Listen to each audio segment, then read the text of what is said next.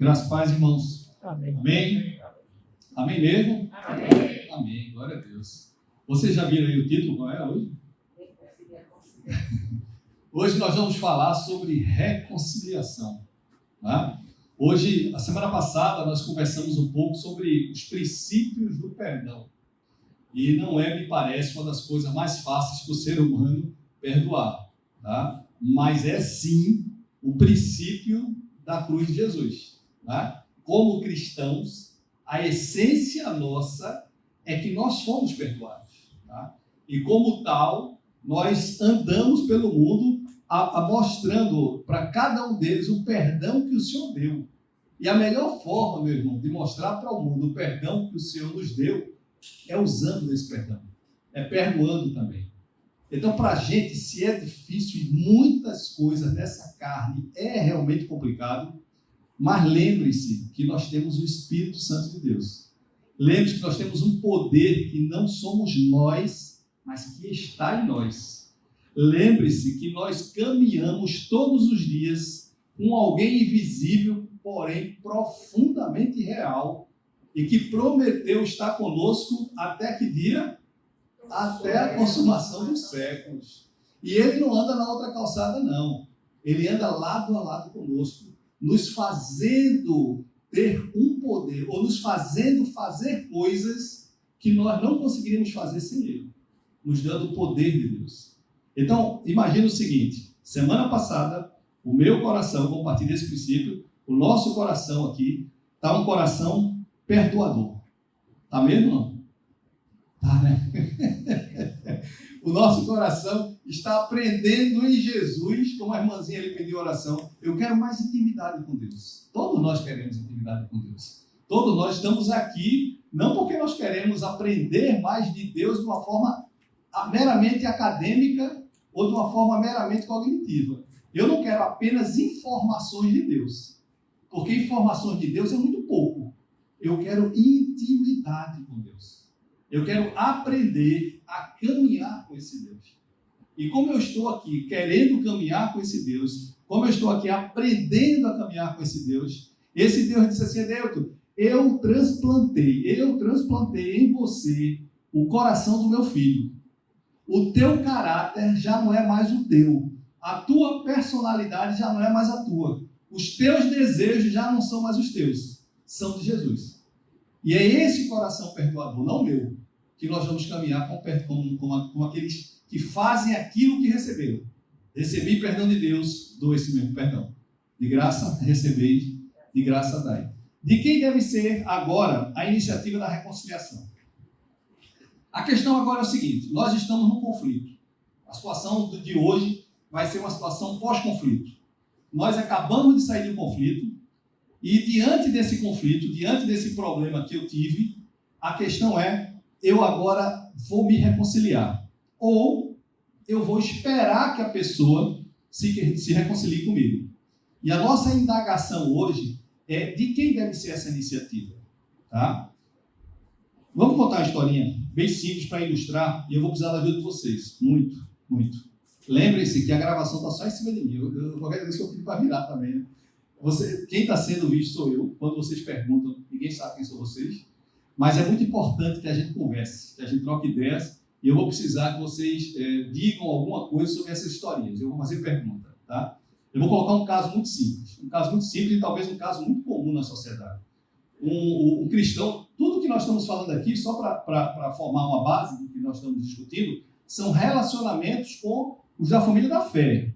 Eu não estou falando de reconciliação com as pessoas do mundo, não. Por enquanto, a ótica nossa é dois irmãos, tá? Dois irmãos em Cristo. Imagina o seguinte caso, um casal, casado, bem casado, tá?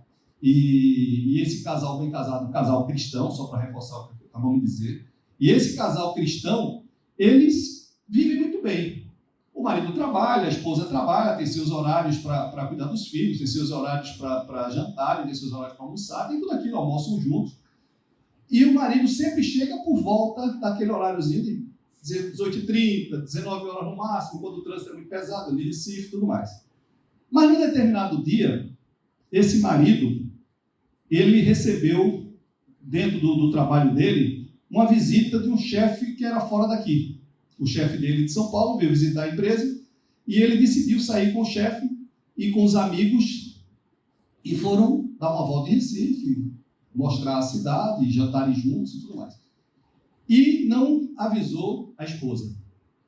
E chega em casa, a esposa já chega 10 horas, 10 e pouca da noite, a esposa está profundamente chateada, porque simplesmente não sabia se ele tinha passado mal, não sabia se ele estava doente, não sabia se ele estava... não sabia nada. E ela simplesmente ficou muito chateada. E o bico dela ficou maior do que nós com máscara. A gente com máscara fica com o bico bem bonitinho, né? Mas ela ficou com o bico bem grande. E no outro dia de manhã que eles acordam, parece mais aqueles casais do mundo, né? Um se olhar para o outro com muita raiva do outro. Ele com raiva porque ela não entende a situação e não pergunta. E ela com raiva porque ele não explicou e porque ele não simplesmente esqueceu de avisá-la. A pergunta que eu faço para vocês é: de quem deve ser a iniciativa? Do marido, que chegou atrasado e cometeu o erro de não ter avisado a esposa? Ou da esposa, que recebeu o marido sem procurar antes entender o que aconteceu? Quem deve dar o primeiro passo? Muito bem. Mesmo ele tendo chegado assim, bem tarde, sem avisar nada. Vou falar com ele, eu não tenho paciência. Deixa essa hora, vou finando já. Já ia brigando porque chegou essa hora e... E ele que se explicasse. E depois, no outro dia, ele que lhe procurasse para poder fazer a reconciliação. Essa reconciliação iria depender da iniciativa dele ou você buscaria a iniciativa?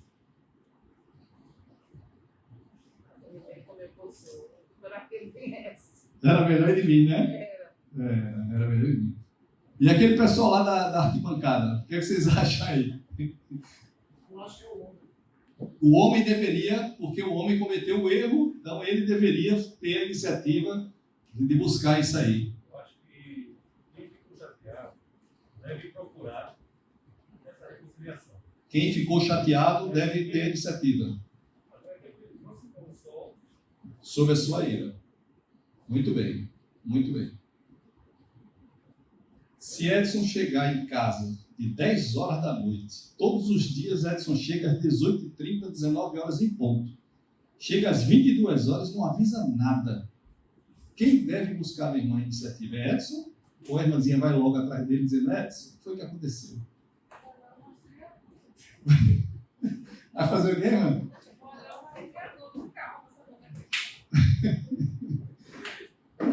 Diga, André. Eu cheguei tarde, dei motivo para que ela reclamasse. Ela reclamou e passou a raiva. Eu fiquei com raiva porque ela reclamou. Tá, chegou tarde, deu motivos para ela ficar com raiva. E se você ficar com raiva porque ela reclamou? É muita raiva junto, né? Muita raiva junto. Isso acontece, irmãos? Nos casais? Com certeza não acontece. Vamos fazer o mesmo caso, só mudando o motivo. Tá? O rapaz saiu do trabalho dele às 18 horas, como sai todos os dias, e ele se dirige para casa como todos os dias. E o trânsito nem está tão pesado como está em Recife nos dias comuns. Mas no meio do caminho, ele sente um mal-estar, uma dor muito forte no coração. E ele começa a imaginar que pode estar tendo um problema mais sério. E aí ele vai para um hospital e não avisa a esposa, lembra, mas não avisa, com medo que ela tenha algum receio, que ela tome um susto mais forte. E ele, para protegê-la, ele vai numa emergência lá da restauração ou de qualquer outro hospital, se consulta, não tem nada, mas ainda assim fez alguns exames e chega tarde em casa. E a mulher recebe ele com a mesma ira. Por que você não me avisou? Por que você não fez, você não ligou? Por que você não passou uma mensagem? E eles vão dormir chateados e ele nem fala o que aconteceu, porque ele está tão chateado que ele simplesmente foi deitado. De quem deve ser a reconciliação? Coitado, não tem culpa, né? Ele tem uma dor no coração tão forte. E ele ainda foi para o hospital para... Ele tinha que avisar, Se ele tivesse lá no hospital com um problema, até avisar como seria? Seria muito importante que ele avisasse, mas ele não avisou. E aí? Ele que se reconcilia, esse miserável. Não é não? Não? Miserável homens que somos. Não avisamos, pois agora é o seguinte, eu não vou buscá-lo, ele que me busca. Tá certo assim? Sim ou não? Eu quero saber como é que eu vou me comportar com minha esposa quando eu fizer um negócio desse. Vocês vão me ajudando aí. Né? Irmãos, veja como nós temos algumas opiniões diferentes. Em cada caso, a gente tem uma forma de pensar diferente.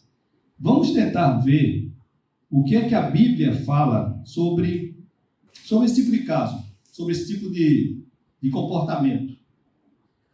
Por exemplo, nós temos lá em Mateus 5, de 23 a 24. Vamos examinar o que é que tem nesses dois versículos e vocês vão me dizendo o que é que a Bíblia está falando aqui. Tá? A gente vai interpretar isso aqui juntos.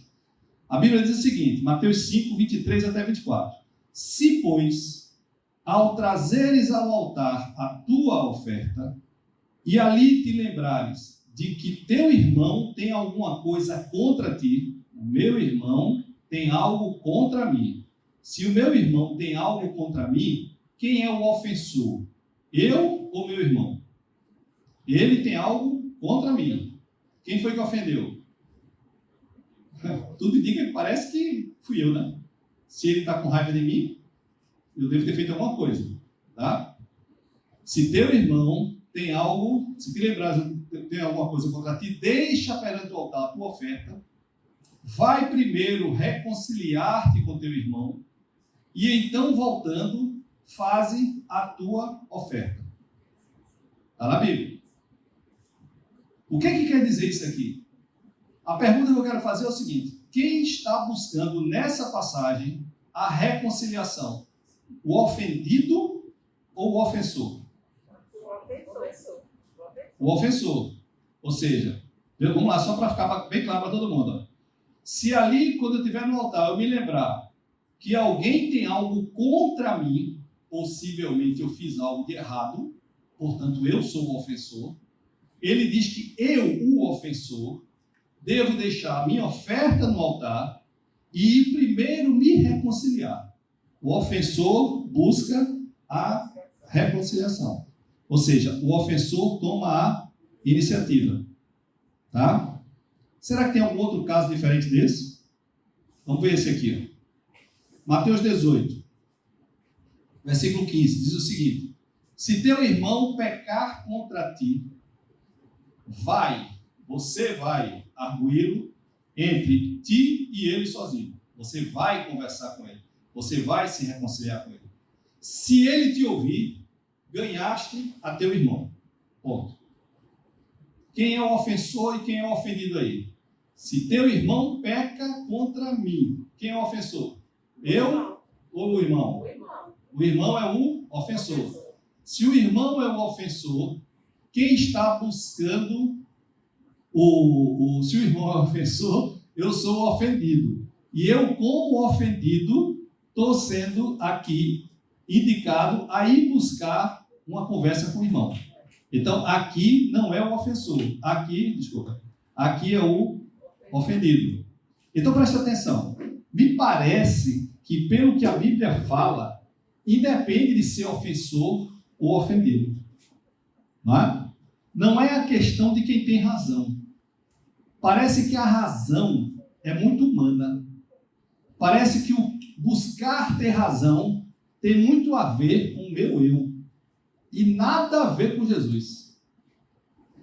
Vocês já pensaram se Jesus olhasse para a gente e o perdão dele e a reconciliação dele dependesse de mim? Seria bem fácil ele se reconciliar.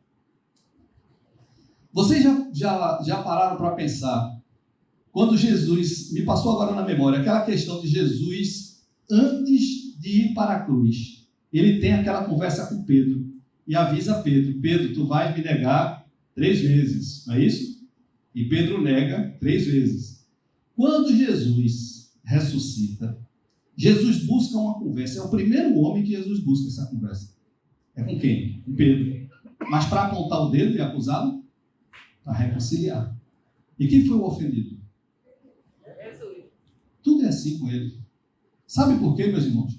Porque quase sempre, preste atenção nesse princípio, porque é o princípio que rege a minha vida e que esse princípio só rege vida de miserável. Ele tem que ser jogado no lixo. É o princípio do qual eu importo. É o princípio do qual eu olho minhas razões. É o princípio do qual eu olho a minha justiça. É o princípio do qual eu sou importante para mim. Nada disso serve. Absolutamente nada disso serve. Não importa. Em adultério, independente de ser o homem ou a mulher, em adultério, alguém chega para Jesus e pergunta: Senhor, o que é que se faz no adultério? Eu posso ter a separação, no caso, se o homem ou se a mulher for pega em adultério? O que é que Jesus diz? Diz que sim, apenas pela dureza do meu coração. Mas que por ele, ainda assim, o perdão deveria valer. Em qualquer situação. Mesmo que fosse um adultério. Mesmo que fosse um adultério, digamos assim, presencial. Não que alguém contou, mas aquilo que eu vi. Por quê? Porque o meu eu não deve gerir minha vida. Está dando para entender até aí? Então, quando a gente está falando de reconciliação, nós estamos falando do prolongamento do perdão. E o perdoar não é fazer a minha vontade. O perdoar necessariamente não tem nada a ver comigo. O que tem a ver comigo é exatamente a minha justiça, que é impura, injusta e que defende apenas o meu eu, que é o meu bezerro de ouro. Perdoar tem a ver exclusivamente com Jesus. Exclusivamente com Jesus. A igreja é chamada para morrer. A igreja que somos nós, somos chamados por Cristo para morrer. Esse é o princípio de ser igreja. A igreja é chamada para morrer por reconhecimento da sua miserabilidade. A igreja é chamada para morrer porque andando sozinho, ela só sabe ser aquilo que ela pensa que é, mas ela não é. Se eu estiver confundindo, vocês pedem para parar, tá? Mas a igreja de Deus, ela é chamada para morrer. E sabe por que nós temos tanta justiça própria? Porque o nosso eu continua vivo. E enquanto o meu eu continuar vivo, eu continuarei julgando a vida ou agindo com os outros em função do que eu recebo. Se eu recebo mal, faço mal. Se eu recebo bem, faço bem. Por quê? Porque a minha justiça é a minha justiça própria. É a justiça que está muito mais preocupada com a minha autoestima, a minha baixa estima, a minha reputação, o meu umbigo. Sabe? Nós vivemos assim. E preste atenção. É comum nós nos irarmos com o erro do outro. É comum. É a primeira reação. E eu não estou falando que é só de vocês não, tá? Essa é a reação natural. Eu vou dar um testemunho. Eu posso dar, está sendo gravado, mas essa parte depois a gente apaga. Uma vez eu estava em casa com minha esposa, na outra igreja, quando eu fazia parte da outra igreja, e nós tivemos uma discussão. Nós estávamos começando a caminhar no cristianismo, e eu digo a vocês com toda certeza que eu estava no jardim da infância do cristianismo. Tá? E nesse jardim da infância a gente tinha aprendido uma coisa. Todas as vezes que nós discordarmos, todas as vezes que nós entrarmos em conflitos, nós vamos na Bíblia buscar respostas. Só que eu não sabia onde estava a resposta. Eu era um leigo na palavra. Tá? Mas quando eu conseguia folhear e me lembrar de alguma coisa, e quando a palavra falava algo, eu temia o que vinha dela. E se esse algo era favorável à posição dela, eu não lutava mais contra ela. Eu agora ia lutar contra Deus. E contra Deus eu tinha medo de lutar. Então eu aceitava aquilo como verdade e voltava atrás na mesma hora. Só que houve um dia que eu não aceitei. Houve um dia que nós discordamos e eu saí com raiva e fui embora para a igreja. Já tem uma mini vigília, essas vigílias de 9 à meia-noite. E aí eu fiquei lá na vigília sozinho, ela não estava. Fiquei de 9 à meia-noite. Quando chegou nessa vigília, tinha uma irmãzinha lá, que era até uma irmã que não era da nossa igreja, que era da Assembleia. E essa irmã orou em línguas. Foi a primeira vez que eu vi alguém orando em línguas na igreja. Eu não sabia nem direito o que era aquilo ali. Tá? E a irmã começou a orar em línguas e a gente ficou todo mundo bem tranquilo. E depois que terminou a vigília por volta de meia-noite e pouquinho, um dos irmãos chamou o grupo dos homens e disse: o que a irmã disse foi um recado de Deus, que exatamente o que André falou, aquele versículo, né? Que não se põe o sol sobre a sua ira. Cara, eu tinha saído de casa com muita traíra. Se aquilo foi para mais algum irmão, não sei, mas que foi para mim, foi. Então, assim, aquela mensagem, primeiro, foi para um homem, e segundo, a mensagem foi essa. Bom, o que é que eu fiz? Cheguei em casa, já era 00:30, 1h, minha esposa que não deve ter ficado satisfeita, porque ela já estava dormindo, eu acordei na mesma hora. Eu acordei porque o meu temor ao Senhor é muito grande. Por menos que eu conhecesse da palavra, eu temia a Deus. E eu acordei ela para pedir perdão. Para pedir perdão diante daquilo que eu tinha feito, mas diante muito mais do que o que eu tinha feito. Diante do que Deus tinha mostrado para mim. Então, o que é que significa? O que é que eu quero dizer com isso? É que não é aquilo que nós fazemos que importa. Sabe o que importa? É o cuidado de Deus conosco. O que importa é o que o Senhor nos reúne hoje numa sala para lembrar para a gente que a nossa opinião em nada é a mesma coisa, que o que interessa é a opinião dele. O que importa é que ele diz para mim que vida espiritual é obediência. O que importa é que ele diz que fé é acreditar naquilo que ele fala e viver aquilo que ele fala, e não apenas achar que o que ele fala é um poema bonito. Fé é uma caminhada, é uma vida, é um respirar com Deus.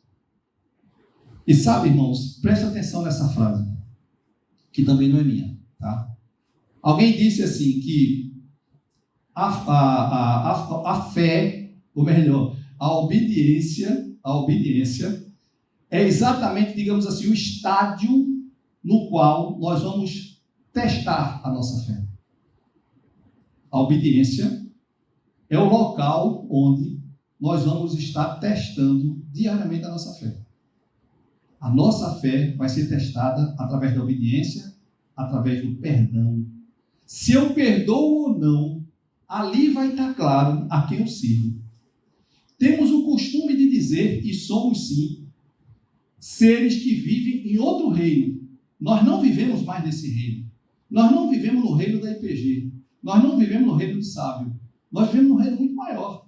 Nós vivemos no reino de Deus. E esse reino de Deus, tem alguém que reina. E só reina aquele que comanda. Só reina aquele que decide. E sabe qual é o grande comando de Deus? É diariamente na minha vida, naquela vida pequenininha do meu dia a dia, nas coisas que eu falo, nas coisas que eu penso, nas coisas que eu pego, nas coisas que eu vejo. Quem reina em tudo isso em mim? Eu ou Deus? Só eu posso dizer isso. Só Deus diante de você sabe quem é. Não adianta a gente dizer que faz parte de um reino quando quem comanda somos nós. Não adianta dizer que fazemos parte de um reino onde parte da minha vida é dele e parte da minha vida é minha. Então quem reina sou eu. Porque o sim, sim, o não, não, ele diz isso claramente.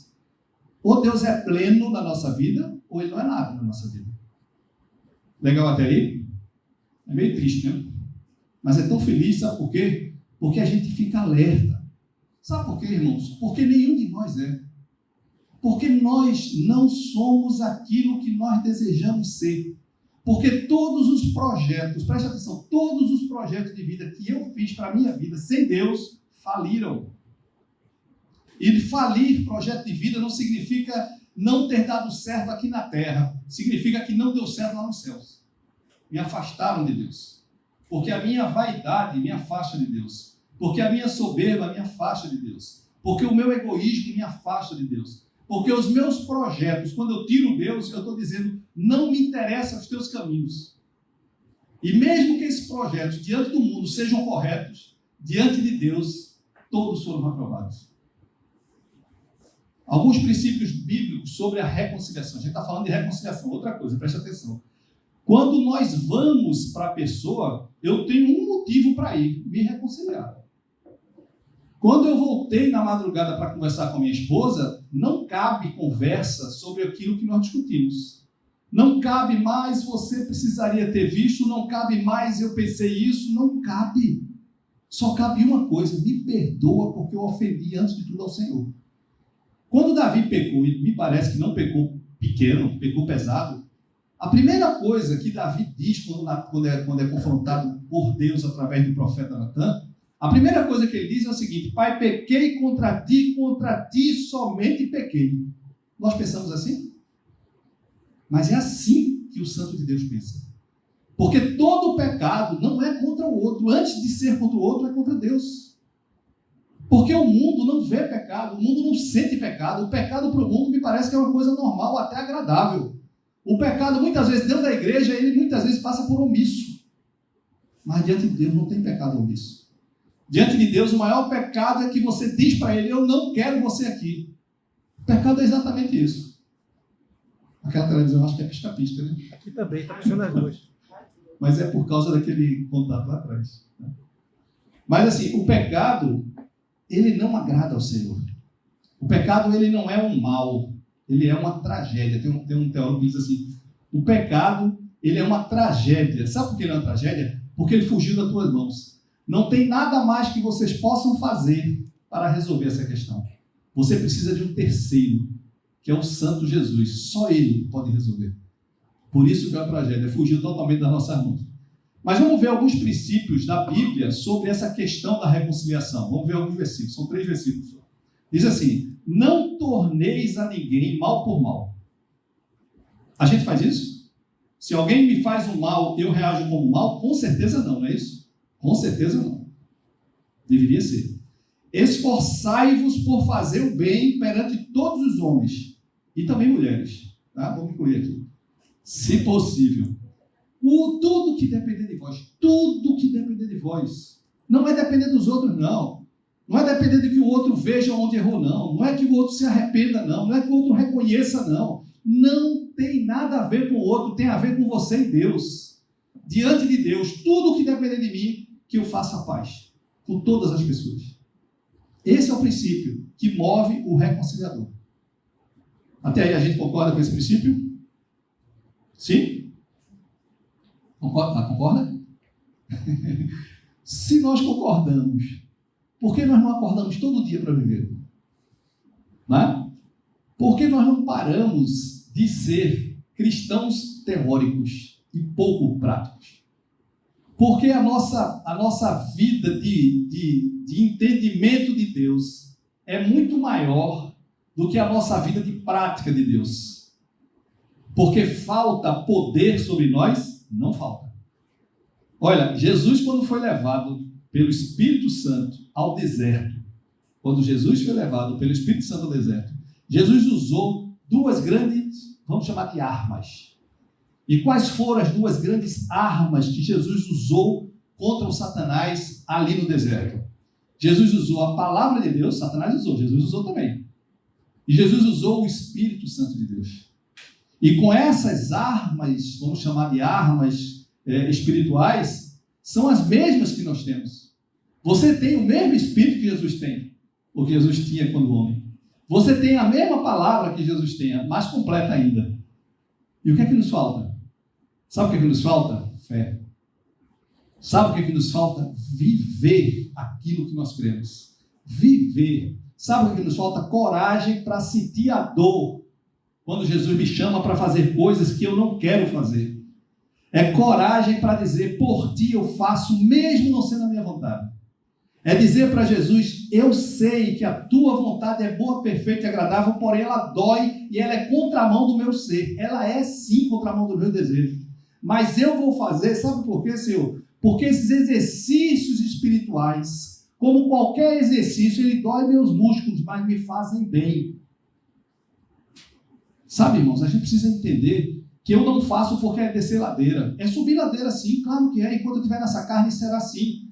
Todos os dias nós nos acordamos na mesma carne. Todos os dias nossa natureza humana é natureza humana. Todos os dias eu abro a porta e vou para o mundo. Isso lá fora é Babilônia, me chama para outras coisas. E muitas coisas que ele me chamam, a carne que está em mim tem prazer nessas coisas. Portanto, Deus me chama para que eu me negue. Mas lembre-se, você vai negar todos os dias aquilo que você não é.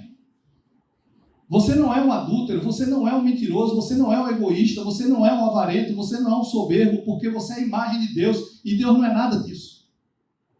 Então eu nego, eu tiro de mim aquilo que não é meu. Portanto, se não é meu, deveria ser fácil, porque não é meu. E o que é meu?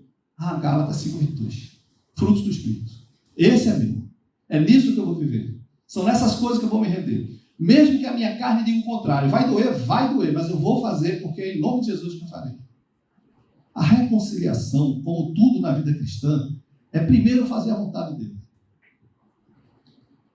Esse versículo eu achei muito legal. Muito legal. Vê se vocês concordam comigo, mesmo no pisca-pisca aí. Eu vou ler para vocês aqui. O só existir entre vós demandas já é completa derrota para vós outros. Só o fato de existir conflito, Jesus já disse, no povo de Deus, no meio do povo de Deus, só isso já está errado. Já nos bastaria. Sabe por quê? Porque nós deveríamos aprender a não nos preocupar em nos defender. Nós deveríamos aprender a não nos preocupar em termos mais. Nós não deveríamos nos preocupar em mais garantias nas nossas vidas. Nós deveríamos nos preocupar nisso aqui, ó. Por que não sofreis antes a injustiça? Deus está me chamando na palavra dele para mesmo que diante de alguém, num conflito, a justiça esteja comigo, a razão esteja comigo, pois que eu abra mão dessa razão, pois que eu abra mão dessa justiça em nome de Jesus. Porque o que Deus quer é trazer o outro para junto dele. O que Deus quer é que eu entenda que o outro é mais importante do que eu. E eu continuo sendo para mim mesmo o mais importante. É por isso que eu não ajo dessa forma. Por que não sofreis antes a injustiça? Por que não sofreis antes o dano? Mas vós mesmos fazeis a injustiça e fazeis o dano. Eu faço todas essas coisas, mas quando alguém faz, eu quero punir. E isso aos próprios irmãos. Irmãos, a Bíblia não é teoria. O Senhor não é aquele invisível que está lá nos céus e a gente só vai conversar com Ele quando chegarmos lá. Nós caminhamos com o Senhor. A palavra de Deus, ela não é utópica. Ela é para ser vivida sim e vivenciada profundamente. E tudo nela nós podemos. Quando Paulo disse aquela famosa frase, tudo posso naquele que me fortalece, todos nós sabemos que o cenário daquele momento é um cenário de sofrimento. O que Paulo está dizendo é exatamente isso que o Senhor quer nos dizer aqui hoje. Tudo posso sofrer de injustiça diante daquele que me fortalece. Tudo posso sofrer dano diante daquele que me fortalece. Tudo posso ser humilhado para trazer aos irmãos mais próximos do Senhor. Porque é Ele que me fortalece.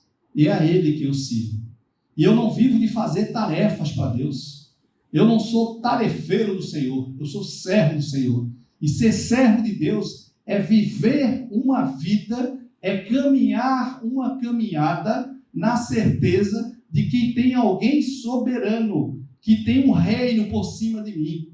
E que não sou mais eu que mando. Enquanto eu estiver comandando a minha vida, eu estou dizendo para o Senhor, eu estou de brincadeirinha contigo. Hoje eu vou dizer sim, porém amanhã eu não te garanto. Isso não é uma relação perfeita com o nosso Deus. E veja, irmãos, quando Deus transforma, Deus transforma. Quando Deus faz, Deus faz. O que eu quero dizer com essa coisa tão óbvia? É que quando Deus nos dá os seus objetivos, ou melhor, os seus imperativos para que nós possamos fazer, Ele nos dá condições de fazer. Quando a gente está falando aqui que nós devemos, que nós devemos nos reconciliar, não tem problema não, são poucos slides e a gente vai conversando aqui. Quando Deus está dizendo assim que para me reconciliar, eu devo abrir mão do meu eu, Ele está me dando o seu espírito para que nesse espírito eu tenha poder. Deus está matando o meu eu todos os dias. Deus, quem quer ressuscitar o defunto, sou eu. Eu é que desejo aquelas lembranças, porque quem morreu está morto. O meu eu está morto na cruz. Porém, eu trago lembranças do que ele fazia. E se essas lembranças eu trago, é porque eu as desejo. É porque eu penso nelas. E sabe o que eu tenho que fazer? Dizer, isso não me pertence mais, eu entrego isso na cruz. E eu vou lá para os pés de Jesus, me fortalece, Senhor. Me fortalece porque essa minha vaidade é muito maior, muitas vezes, do que o meu desejo. Essa minha vaidade é muito maior do que o meu desejo de fazer a tua vontade. Portanto, eu não vou ao irmão porque eu sou soberbo. Sabe por que eu não vou ao irmão? Porque eu tenho o nariz arrebitado demais. Sabe por que eu não vou ao irmão? Porque eu não quero me humilhar diante dele. Sabe por que eu não vou ao irmão? Porque eu sou um desobediente, Senhor. Sabe? Que Ele destrua tudo isso em nós. Porque quando nós somos bem pequenos, Ele é grande. Quando nós diminuímos, Ele nos exalta. Quando nós nos ajoelhamos, Ele nos faz íntimo da presença dEle. E não é o que nós queremos? Na nossa oração hoje, aqui no início, o que foi que nós oramos? Eu creio que todos nós estamos aqui para que nós possamos um dia ter mais intimidade com esse Deus. E essa intimidade com Deus, ela só vem quando eu não tenho mais nada do meu eu. Olha, irmão, presta atenção. Esse eu é uma desgraça. E o nome é certo isso, né? O eu é sem a graça. Por isso que ele é uma desgraça. Né? O nosso eu, ele está o tempo todo administrando as nossas vidas. E sabe o que é pior? A nossa cultura social é a cultura do comando. É a cultura, você já nasce sabendo ou sendo preparado para que um dia você possa ter sua liberdade, para que um dia você possa ter suas conquistas e, se possível, até expor para que todo mundo veja. Porque nós somos julgados pela sociedade por tudo aquilo que nós conquistamos. Aí aparece um reino na minha vida que olha para mim e me leva para ele e me atrai a ele, mas é uma atração tão forte, porque se não fosse tão forte, talvez eu não fosse. A minha reação é muito forte, mas o amor de Deus é muito maior. E aí ele me atrai para ele. E ele diz exatamente o contrário.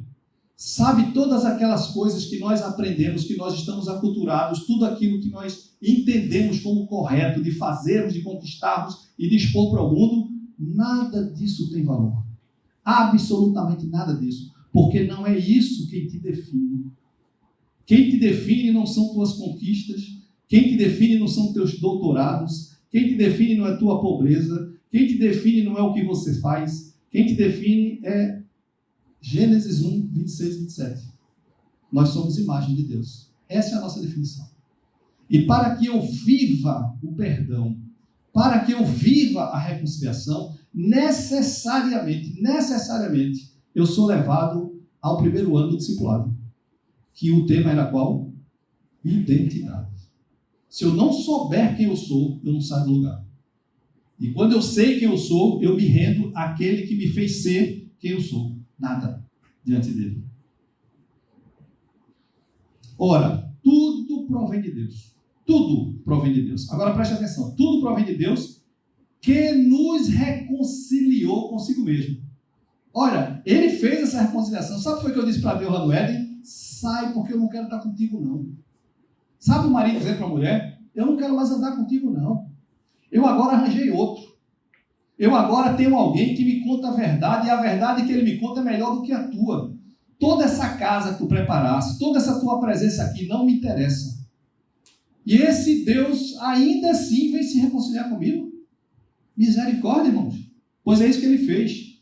Esse Deus que nos reconciliou consigo mesmo por meio de Cristo, mas quando ele se reconciliou comigo mesmo, ele nos deu o ministério da reconciliação.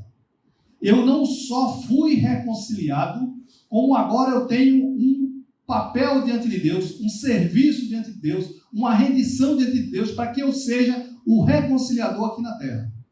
Eu recebi esse ministério. A saber que Deus estava em Cristo, reconciliando consigo o mundo, não imputando aos homens as suas transgressões. Deus imputava sobre nós as suas transgressões? Sim ou não? Muito bem. Não foi? Deus imputava sobre nós, Deus imputa sobre nós todos os nossos erros? Não, não. E por que nós imputamos aos outros? E por que quando as pessoas erram, nós queremos fazer para ela em função do que ela acabou de fazer para mim? Porque eu não estou sendo cristão naquela hora. Porque eu não estou obedecendo ao Senhor. Não imputando aos homens as suas transgressões, e nos confiou a palavra da reconciliação. Ele nos deu a palavra da reconciliação. Ele se revelou a nós. A escolha de Deus é uma revelação profunda que não existe milagre maior do que esse. Nem o milagre de fazer andar, nem o milagre de fazer ressuscitar, nenhum milagre é maior do que matar o velho homem que você era e fazer o novo homem. Só Deus pode fazer essas coisas. O que é que tudo isso nos diz? Primeiro, assim como toda a graça, o perdão de Deus na reconciliação não é apenas uma oferta, é agora uma demanda. Ou seja, eu tenho nas minhas mãos o ministério. Se eu vou fazer ou não uso desse ministério, é uma coisa entre eu e Deus.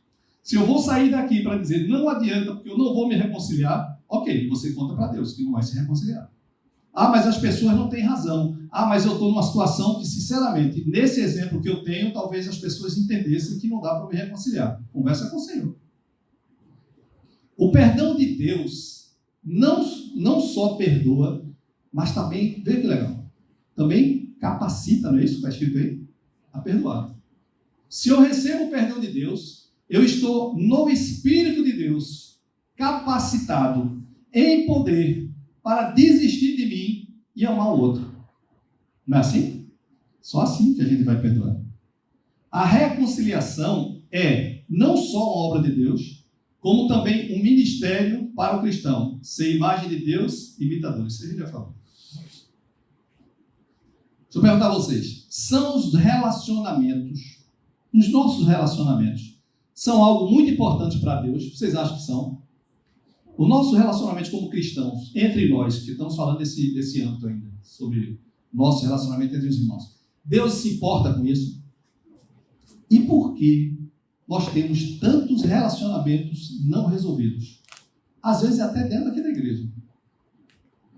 E por que, se isso é tão importante para Deus, eu nego o que eu posso fazer por amor a Ele, quando Ele não me negou o seu Filho por amor a mim?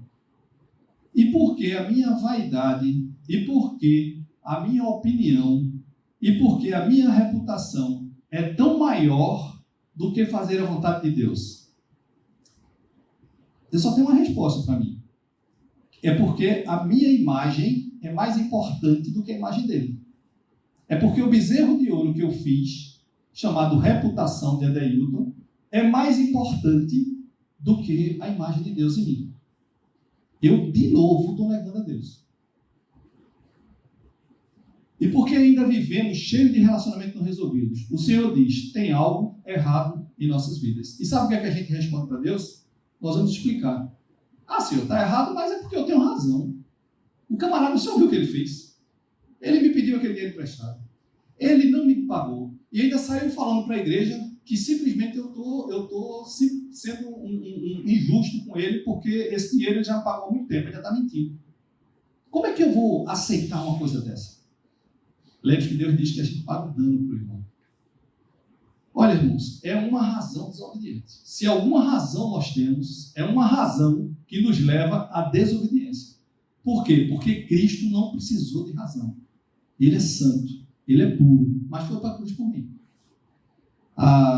Eu acho que foi Hernandes Dias Lopes que diz assim que o Jesus na cruz é o maior pecado nunca cometido.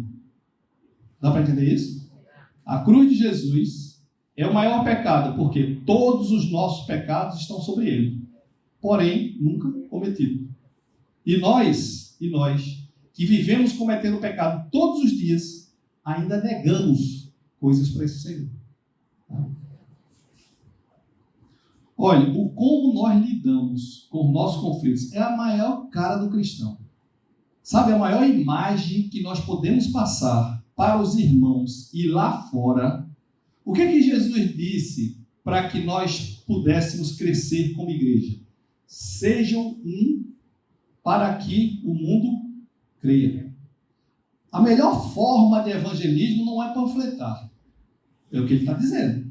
A melhor forma de evangelismo talvez não seja eu ir para um sinal falar de Jesus. A melhor forma de evangelismo talvez seja que nós possamos ser um, sem conflitos, para que o mundo creia. Se nós conseguirmos ser um em Cristo Jesus e a vontade dele permeasse plenamente em nós, o mundo iria crer e queria ter um Deus igual ao nosso. A mesma estratégia que Deus usou no Antigo Testamento. Qual foi a estratégia que Deus usou no Antigo Testamento? Deus pegou um povo e disse, eu farei um povo.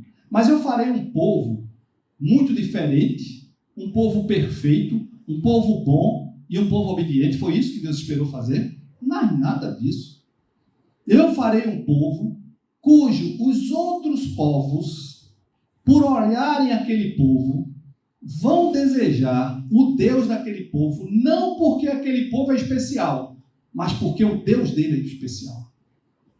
O meu Deus é tão bom, o meu Deus é tão cuidadoso, O meu Deus é tão perfeito e eu ajo como Ele quer, que o mundo vai olhar e vai desejar esse Deus. E no Novo Testamento, ele inverteu um pouquinho isso. Preste atenção, no Antigo Testamento, existia um povo que ainda não era chamado de igreja, que era chamado Israel de Deus, né? E aquele Israel atrairia os outros povos pelo cuidado, pela bondade e pelo amor do seu Deus. E no Novo Testamento, agora esse povo é chamado de igreja. E essa igreja, ela não mais atrai, é a igreja do ID. É a igreja que sai para falar, que sai para mostrar, que sai para viver, que sai para demonstrar a alegria e a felicidade do Deus que nós temos. E o mundo vai desejar ter esse Deus. Mas como eu vou sair se eu brigo dentro de casa? Alguém já falou que nós somos o único exército no mundo que antes de guerrear, matamos a nós mesmos. E tem muita verdade nisso. A Bíblia diz assim, que a igreja, que as portas do inferno, como é que diz? As portas do inferno não prevalecerão sobre que igreja? Igreja. A igreja não é uma comunidade, a igreja sou Diogo, não é isso? As portas do inferno não prevalecerão quando você for lá derrubá-las. Mas as portas do inferno só não prevalecerão se você estiver plenamente no Espírito. As portas do inferno serão derrubadas não pela sua força, mas pelo poder do Espírito. E sabe o que é o poder do Espírito? Obediência. Sabe o que é a plenitude do Espírito? Nada do meu eu. Eu já falei isso para você, não foi? O enchei-vos do Espírito não é quanto ele tem... Desculpa, não é quanto eu tenho dele. O enchei-vos do Espírito não é quanto eu tenho do Espírito, mas é o quanto ele tem de mim. E quanto mais ele tem de mim, menos eu tenho do meu eu. E quanto mais eu mato o meu eu, mais eu estou cheio do Espírito. E quanto mais cheio do Espírito, mais eu arrebento as portas do inferno. Agora, nós não podemos estar divididos. Porque um reino dividido, Jesus disse que não prevalecerá. Tá? E esse como lidamos com os conflitos, ele está intimamente ligado à nossa identidade. Então, na medida que eu me relaciono nos meus conflitos com aquele meu velho eu, será que eu tenho nova identidade? Ou na prática, eu sou o homem antigo? Quem verdadeiramente sou eu? Um cristão nascido de novo, no sangue de Jesus, no Espírito Santo de Deus? Ou continuo sendo comandado pelas minhas razões, pelas minhas vontades, pelo meu desejo, pelo meu querer do velho homem? A motivação do reconciliador é porque ele foi reconciliado. A grande motivação, aquilo que me move para ser um reconciliador, é porque eu fui reconciliado. A grande motivação minha é porque eu sei o que Jesus perdoou em mim. A grande razão que eu tenho de perdoar alguém é a consciência do tamanho do perdão que Deus fez para comigo. Eu sei quem eu sou. Nós sabemos o nosso tamanho. Olha, o cristão... Interessante, quando alguém chegou lá em casa e foi um grupo de 8 pessoas pela primeira vez, essas 8 pessoas foram evangelizar na minha casa. E essas 8 pessoas que foram evangelizar, elas falavam de um Jesus maravilhoso, muito bonito, mas eu via esse Jesus deles. Para mim, o que eles falaram foi muito menor do que aquilo que eu vi daquelas pessoas. E no outro dia de manhã, quando eu fui trabalhar, aquilo ficou dentro de mim, sabe? Ficou fortemente dentro de mim. E eu disse, Senhor, se tu existes, fala comigo para que eu seja aquilo que eles são. Eu não quero aquilo que eles falaram, não. Porque eu não sei se eles falam. Agora eu quero aquilo. Quando eles oravam, né, e fechavam os olhos, eu via tanta coisa linda, porque eu ficava de olhos abertos. Eu enganava, sabe? Eu ficava assim, ficava olhando. E eu vi pessoas assim que parecia mais que estavam em êxtase. Eu vi pessoas muito humildes orando por uma casa que talvez tivesse muito mais do que a deles e eles estavam pedindo para que nada faltasse na minha. Aquilo me chocou profundamente. Né? E eu disse, Senhor, eu quero ser igual àqueles caras que estavam lá em casa. E aí, quando eu cheguei num determinado ponto lá que eu parei o carro, aí um menino estava do meu lado, recebeu um papelzinho desses crentes que entregam um papelzinho na frente das empresas. E aí ele disse, vixe, é coisa de crente, e me deu. E nesse papelzinho estava escrito exatamente isso. que eu deveria nascer de novo, que eu deveria buscar uma nova natureza em Cristo Jesus. E sabe o que aquilo me causou? Raiva. Porque eu era perfeito, irmãos. Eu só não posso ser perfeito hoje. Porque quando eu era do mundo, eu me olhava no espelho e me achava o melhor homem do mundo. Um bom pai, um bom filho, um bom marido, um bom. Não tinha ninguém melhor no mundo do que eu, não. Talvez só o Satanás. Porque eu nunca vi tão perto do Satanás. Eu me achava tão perfeito que eu não queria mudar nada, porque não teria nada para mudar. Esse é o homem do mundo. Quando Jesus nos chama aqui para que nós nos reconciliemos, para que nós perdoemos, para que nós amemos o nosso inimigo, Jesus está falando de um novo homem, aquele que se olha no espelho e sabe que é miserável, tem consciência que não é nada diante de Deus, sabe que se não fosse o Senhor, eu seria aquela miserabilidade que me achava demais. Nós não somos mais aquilo. Nós nascemos novamente. Então, esse novo homem, nascido do Espírito, é um homem que vê exatamente o contrário. Sabe por que eu amo o irmão? Porque eu não sou nem um pouco melhor do que ele. Porque eu sei o meu coração quem era. E se alguma coisa hoje mudou, não foi por causa de mim, foi por causa do meu Senhor. E se o irmão ainda está nesse estágio, eu conheço muito bem esse estágio, porque eu passei muito tempo nele. E agora eu estou sendo enviado por Deus para trazer o irmão desse estágio que eu estava, para agora um novo estágio na presença de Deus. Como seria bom que o mundo fosse melhor. Mas o mundo só pode ser melhor se Deus tomar conta do coração de cada uma das pessoas. E Jesus decidiu que é você que vai fazer isso. Ele decidiu. Por que decidiu? Não sei. Por que Jesus não desce para fazer as coisas muito melhor do que nós? Não sei. Mas eu só sei de uma coisa. É bom demais servi-lo. Mas para servi-lo, mate o meu eu. Desista de ser. Você não é mais aquele. Agora você é nova criatura. Todos os nossos relacionamentos, isso é muito legal. Todos os nossos relacionamentos, todos, pertencem ao Senhor. Eles foram colocados intencionalmente. Sabe aquele teu vizinho? Não é meu, é teu. Sabe aquela tua tia, aquela tua parente? É tua, não é minha. Então, todos os relacionamentos da tua universidade, do teu emprego, da tua família, foram colocados intencionalmente pelo Senhor. E é a Ele que você vai depois dar conta. E a esses relacionamentos você é um cristão. Sabe o que é um cristão? Pequeno Cristo, que não aponta, mas que apresenta. Você é o Cristo. É grave isso, eu já falei para vocês outras vezes. Nós somos Cristo porque nós somos imagem dele. E ali, naquele momento, você representa Jesus. Você é a imagem de Jesus. E o que é que eu vou fazer com esse relacionamento? Ser pior do que a pessoa, ser igual à pessoa, não mostrar o amor de Deus? Estou perdendo uma grande oportunidade de ter intimidade com Deus. Estou perdendo uma grande oportunidade de fazer com que aquela pessoa possa também se aproximar do Senhor. Todos os relacionamentos que você tem foram colocados intencionalmente por Deus. E um dia Ele vai conversar convosco sobre cada um deles. Reflexão. Tudo isso que a gente está conversando aqui, tudo isso é caminho de fidelidade para Deus. Ou seja, os meus relacionamentos não me garantem um bom resultado. Me garantem a fidelidade de Deus. Não significa que mesmo agindo como Deus quer, no final vai ser o final da novela das 8. Não. Pode ser que a pessoa não me entenda, pode ser que a pessoa saia dos caminhos, pode ser que a pessoa simplesmente continue com raiva de mim. Pode ser, ou pode ser, ou pode ser. Eu não tenho compromisso antes com resultado. Eu tenho compromisso com fidelidade a Deus. O meu compromisso é ser fiel, porque os resultados não dependem de mim. Nem o resultado da conversão, nem o resultado do perdão, nem o resultado do amor ao próximo. Nenhum desses resultados são garantias minhas. São garantias do Espírito. Deu para entender isso aí? Então, nós não temos compromissos com resultados. Ah, mas eu fiz. Ah, mas eu perdoei. Ah, mas eu, busquei a pessoa em carinho. E a pessoa foi grossa. E a pessoa agiu assim. A pessoa agiu assado. Continua orando por ela. Porque Deus não nos garante resultado. Ele pede fidelidade. Isso é muito legal, irmãos. Deus não entende um coração que todos os domingos, que todas as quartas, que todas as segundas, que todos os dias da semana está buscando Deus em adoração, mas não sabe perdoar. Deus não entende.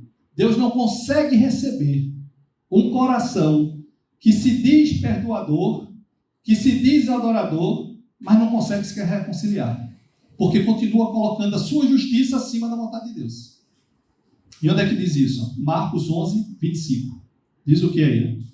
E quando estiverdes orando, se tendes alguma coisa contra alguém, não perdoai, não é isso? Perdoai, para que vosso Pai Celestial vos perdoe as vossas ofensas. Parece uma relação de causa e efeito, não parece? Parece que se eu não perdoar, não serei perdoado, não parece isso? E é assim? Não, não é assim. O perdoar, o que ele está dizendo aqui é que o perdoar é o resultado de quem já foi perdoado. O perdoar, naturalmente, é o resultado de quem tem Deus perdoador. O perdoar, verdadeiramente perdoar, é algo que só faz quem não faz o que quer, mas que faz o que Deus quer. Perdoar é agir contrário ao meu eu e sempre favorável ao que Deus quer fazer. Por isso que perdoar é algo natural a quem foi perdoado, porque a vida não é mais dele. A vida agora é de Deus em mim. E o padrão cristão é esse, ó. Novo mandamento vos dou, que vos ameis uns aos outros, como eu vos amei, que também vos ameis uns aos outros. Sabe por que eu botei isso, irmão? Porque a gente fala muito em perdão, igreja. A gente fala muito em amor, igreja. Mas eu vou dizer um negócio a vocês. Uma das coisas mais difíceis da gente explicar é o que é amar. Sabe por quê? Porque Deus é isso. Deus é amor. E quando Deus é pleno. E para explicar algo que é a plenitude de Deus, eu não consigo ter facilidade para isso. Eu só consigo pegar algumas características do que Ele faz com esse amor por mim. E aí eu tentar pegar essas características e entender um pouco do que eu, como ser de Deus, deveria agir para amar como Ele me ama, mesmo sabendo que eu jamais amarei como Ele me ama. Mas o que eu quero dizer é que eu não sei o que é amar. E aí, às vezes, eu me pergunto, amar é aquilo que bate lá dentro, quando eu vi Ana Verônica com 18 anos de idade. Ana Verônica é minha esposa. Tocou tão forte assim, pum, pum, foi violento. Vocês já tiveram isso também, não? Hein, Adilton? Diga que não, viu? Será que amar é sentimento? Também é, né? Eu não vou dizer que não é, não. Tá? Existem muitos papéis, se vocês botar no Google aí, vão dizer que não é, não. Mas é também. Agora, amar é só sentimento? Não. Não. Amar, o que é que Deus faz com a gente ao longo da nossa caminhada, cheio de quedas? Deus cuida. Deus protege. Vocês leem depois com calma aquela oração de Jesus em João 17, a oração sacerdotal. Todo mundo acha ela linda, não acha? A oração sacerdotal. Preste atenção na oração sacerdotal. Oração de cuidado. O que significa aquilo? Significa o seguinte, Jesus estava quase indo, quase se despedindo. E Jesus, quando está quase se despedindo, é como se a gente fosse viajar ou fosse passar muito tempo fora e a gente pegasse nossos filhos e dissesse, e agora? Eu tenho só 5 minutos para dar os melhores recados para ele. E Jesus, naqueles, entre aspas, 5 minutos para dar os melhores recados para a gente, o que é que Jesus fez? Jesus olha para os céus. E sabe o que ele faz? Ele levanta a cabeça. Sabe para quê? Para dizer, olha, é Ele. É Ele que será glorificado. É Ele quem faz essas coisas. E aí Jesus olha para Deus, e nos 5 ou 6, não sei bem, mas 5 ou 6 primeiros versículos, Jesus está orando ali, exclusivamente para que Deus glorifique a Jesus, para que Jesus glorifique a Deus. A glória que Jesus está pedindo não é glória própria. Me dá força, Deus, para aguentar o que eu sei que eu vou ter que aguentar. Porque o Getsemane está chegando e a cruz vem logo depois. Sabe, Senhor, me dá poder, Senhor. Me dá muita força para eu aguentar, porque tinha uma televisão maior do que essa mostrando tudo que ele ia passar. E eu sei o que é que eu vou passar. Portanto, glorifica-me a mim. Não me deixa cair, não me deixa desistir para que eu glorifique teu nome. Mas aí Jesus achou que era pouco. E aí Jesus disse assim, eu vou orar para que eu faça a vontade de Deus, que é fazer com que todos vocês possam um dia estar comigo na glória. Ele não orou por ele. Ele orou para que ele não desistisse de nós. E aí, na sequência da oração, ele agora passa a orar pelos seus discípulos. Pelos seus discípulos. Por todos aqueles seus seguidores. Não apenas apóstolos, discípulos, pode ler lá. E aí ele ora pelos discípulos, dizendo: Pai, toma conta deles, Pai. Pai, não os tira desse mundo, mas os protege, cuidado, proteção, segurança, amor. Né? E depois ele conclui dizendo: Pai, eu já orei por mim, Pai, para que tu me desses força, para que todos eles pudessem um dia estar nos céus conosco. Eu já orei por esses todos que estão aqui, mas agora eu quero orar pela IPG, que um dia vai estar reunida lá naquele discipulado do 3º ano, e eu quero que todos eles estejam comigo também. E aí ele continua orando, dizendo: Pai, eu agora quero orar por aqueles que ainda vão crer pela igreja. Pela igreja. Sabe o que significa isso? Amor. Sabe o que significa isso? Cuidado. Proteção. Não existe amor sem cuidado. Não existe amor sem proteção. Não existe amor sem desejos do melhor. Não existe amor sem entrega. Não existe amor sem desistir de mim e saber que daqui eu vou sair para a cruz. Não existe amor. Esse é o grande amor que Deus tem por nós e nos faz, nesse amor, sermos chamados para aprendermos a perdoar. E para aprendermos a tomarmos a iniciativa da reconciliação sem nem se interessar quem tem razão. Sabe quem tem razão? É o Senhor. E o Senhor diz: vai, tira teu orgulho, se humilhe, traga aquela pessoa para a minha presença, porque essa é a grande recompensa que os céus pretendem ter. Nós não somos chamados para enchermos igrejas. Nós somos chamados para enchermos os céus. Então que nós possamos encher os céus com nossos comportamentos, porque não serão nossos, serão de Deus. E que todas as vezes que alguém achar que você é um pouco diferente, faça como Jesus fez. Olha para cima e diz: agora é tua, Senhor. Que Deus nos abençoe, que Deus nos faça verdadeiros perdoadores e que o amor de Deus nos transforme profundamente, em nome de Jesus. Vamos orar, irmãos. Senhor, nosso Deus, nosso Pai, nós te damos graças, Senhor. Graças pelo teu cuidado, graças por um amor que nos constrange, por um amor que nós não entendemos, por um amor que se sacrifica, por um amor que se entrega, Senhor. Nos ensina a vivermos esse amor, Senhor. Tira esse coração de tantos desejos, de tantas vontades, de tantas razões, de tanta justiça. Não, Senhor, tira todas as nossas justiças, Senhor. Coloque em nós a tua verdadeira justiça, a justiça da entrega, a justiça do não sou mais eu, a justiça de tu agora habitas em nós, Senhor. A justiça de que eu quero viver para a tua glória, a justiça de que verdadeiramente eu não sou, mas que tu és e eu sou apenas a tua imagem, Senhor. Nos leva, Senhor, nos leva para que nós possamos nos reconciliar com nossos irmãos, que nós saiamos daqui certos, que o teu sorriso sobre nossas vidas estará sempre pronto, quando nós nos reconciliarmos e abrirmos mão das nossas razões. Senhor nosso Deus, que a tua mão poderosa esteja sobre as nossas famílias, em nome de Jesus. Amém, Senhor. Amém, irmãos. Vão na paz, que o Senhor nos acompanhe em nome de Jesus.